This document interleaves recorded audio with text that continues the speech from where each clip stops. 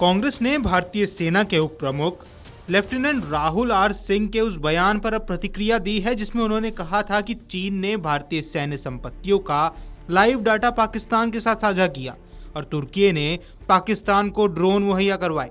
कांग्रेस सांसद जयराम रमेश ने कहा, सेना के उप प्रमुख लेफ्टिनेंट जनरल सिंह ने आज सार्वजनिक रूप से वही बात कही जो ऑपरेशन सिंदूर में अचानक खत्म होने के बाद आमतौर पर मानी जा रही थी। ये वही ऑपरेशन है जिसे अमेरिका के राष्ट्रपति ट्रंप के दखल के चलते 10 मई को रोक दिया गया था।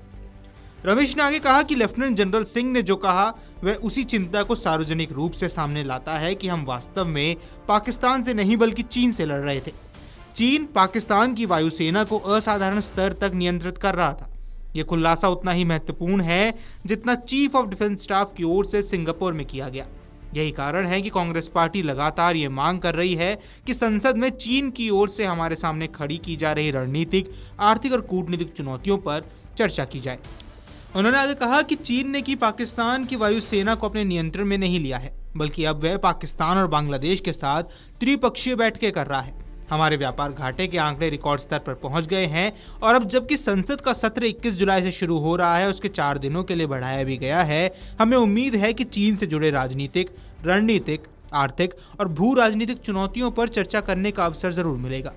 कांग्रेस इस बात पर जोर देती रहेगी कि चीन पर पूरी बहस होनी चाहिए और इन चुनौतियों से निपटने के लिए एक साझा दृष्टिकोण पर आम सहमति बनाई जाए।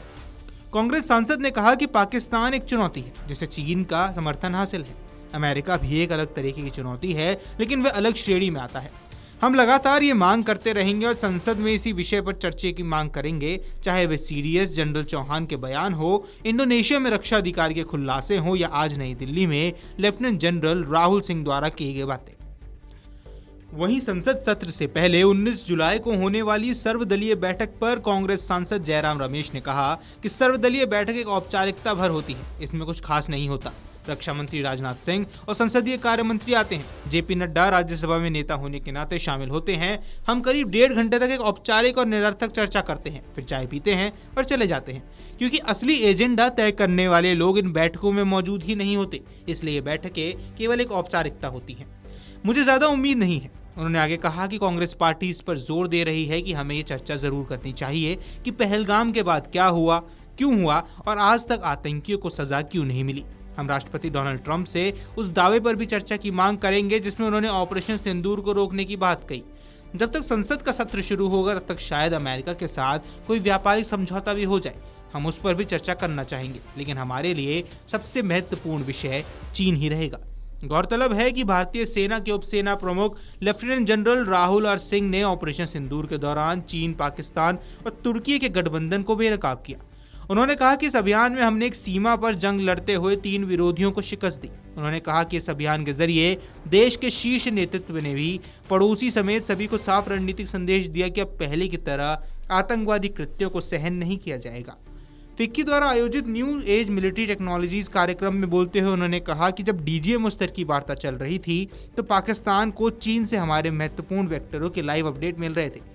ऐसे में यह एक ऐसा क्षेत्र है जहां हमें असल में ज़्यादा से ज़्यादा और तेज़ी के साथ काम करने की बहुत ज़्यादा ज़रूरत है। गौरतलब है कि इस बयान के आने के बाद देश भर में सियासी हलचल तेज हो गई। कांग्रेस पार्टी इस बात पर जोर दे रही है कि उन्हें चर्चा करनी चाहिए कि पहलगाम के बाद क्या हुआ, क्यों हुआ और आज तक आतंकियों को सजा क्यों नहीं मिली। साथ ही डोनाल्ड ट्रंप के उस दावे पर भी चर्चा की वे मांग कर रहे हैं जिसमें ऑपरेशन सिंदूर को रोकने की बात कही गई थी। वीडियो डेस्क अमरउजाला.com। अगर आप ये वीडियो YouTube पर देख रहे हैं तो हमारे चैनल को सब्सक्राइब कर बेल आइकन दबाएं और Facebook पर देख रहे हैं तो हमारे पेज को लाइक करें।